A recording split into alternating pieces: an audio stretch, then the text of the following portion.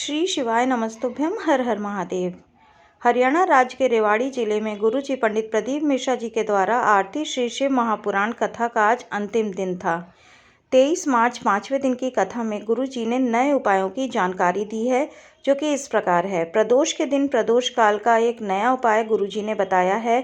साथ ही प्रतिदिन प्रदोष काल में किए जाने वाले एक सरल आसान उपाय जो आप घर से कर सकते हैं, उस उपाय की भी जानकारी दी है। गुरुजी ने बताया कि 24 मार्च महादेव की होली का भी एक उन्होंने महा उपाय बताया है और सीहोर के रुद्राक्ष का महत्व भी बताया है कि रोगों के साथ वो और किस चीज़ में आप उसका प्रयोग कर सकते हैं। आज की कथा में गुरु जी ने प्रदोष के दिन प्रदोष काल में किए जाने वाले एक अचूक उपाय की जानकारी देते हुए कहा कि जो व्यक्ति ठेला चला रहा है, बहुत बेकार स्थिति में चल रहा है, जीवन में कुछ भी अच्छा नहीं चल रहा है, कर्जा बढ़ता चला जा रहा है, तो गुरु जी ने सभी से इस उपाय को करने को कहा है। उन्होंने कहा कि एक चावल का दाना प्रदोष के दिन प्रदोष काल में शंकर भगवान के शिवलिंग पर चढ़ा देना है, तो 3 से 4 प्रदोष में उसका कितना बड़ा ही कर्जा क्यों ना हो, वह ज़रूर चूक जाएगा। प्रदोष के दिन एक चावल का दाना चढ़ाने वाला कभी गरीब हो नहीं सकता, भिखारी हो नहीं सकता। आपको एक चावल का दाना पूर्ण लेना है। आप ध्यान से देखेंगे वह कहीं से भी खंडित नहीं होना चाहिए, पूरा एक साबुत चावल का दाना होना चाहिए।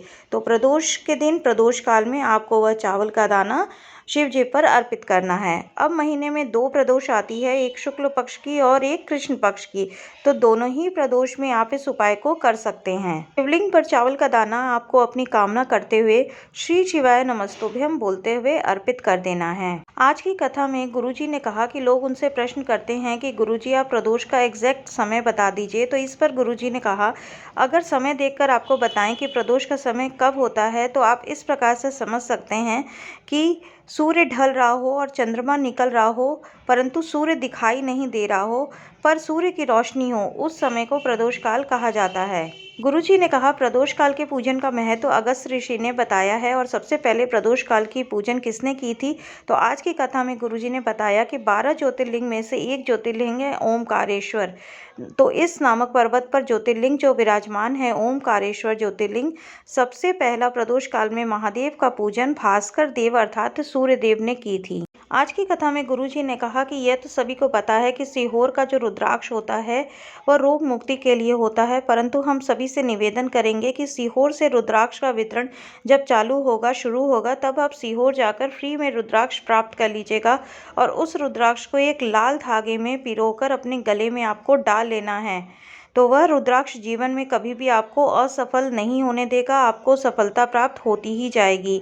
जो लोग कहते हैं कि हम तुलसी की माला पहनते हैं, तो क्या हम रुद्राक्ष पहन सकते हैं, तो गुरुजी ने कहा कि आप तुलसी की माला के साथ साथ रुद्राक्ष पहन सकते हैं और रुद्राक्ष स्त्री पुरुष बच्चे बुजुर्ग सभी पहन सकते हैं। आज की कथा के अगले उपाय में गुरुजी ने प्रदोष के दिन प्रदोष काल में अपनी मनोकामना पूर्ति के लिए एक बिल्कुल नया उपाय बताया है। उन्होंने कहा अगर आपको एकांतेश्वर महादेव आपको मिल जाएं, तो वहां भी आप यह उपाय कर सकते हैं, या फिर आप अपने घर के नज़दीक में जो शिवलिंग है वहां जाकर भी आप ये उपाय कर सकते हैं।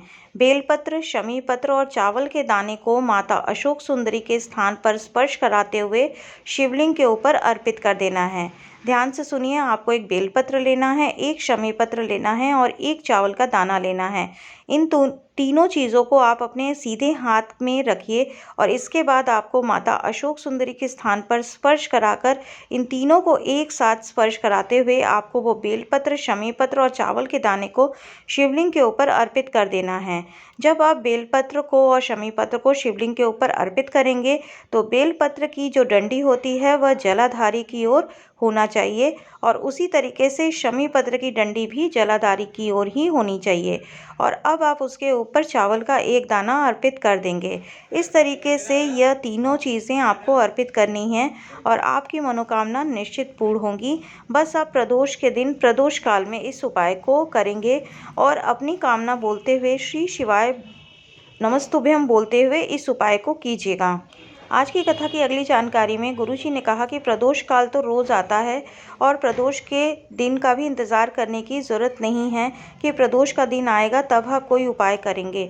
प्रदोष काल तो रोज़ आता है, तो प्रत्येक दिन शाम को भी अगर आप एक बेलपत्र भोलेनाथ को अर्पित कर रहे हैं, एक दीपक भोलेनाथ के शिवालय में जाकर लगा रहे हैं, तो भी भोलेनाथ की कृपा आपको प्राप्त होगी। प्रदोष काल के समय किया गया नाम जाप कभी खाली नहीं होता है। अगली जानकारी में गुरुदेव जी ने बताया कि महादेव की होली महा उपाय 24 मार्च के दिन तो होलिका दहन है और 25 मार्च से लेकर 30 मार्च के बीच आप कभी भी इस उपाय को कर सकते हैं, महादेव की होली खेल सकते हैं।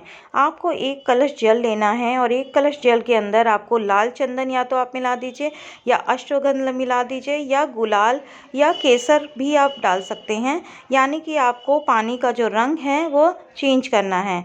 फिर उस शिवालय आपको जाकर और शिवलिंग पर आपको जल अर्पित कर देना है। श्री शिवाय नमस्तुभ्यम बोलते हुए धीमी धीमी धार से आपको वह जल समर्पित कर देना है।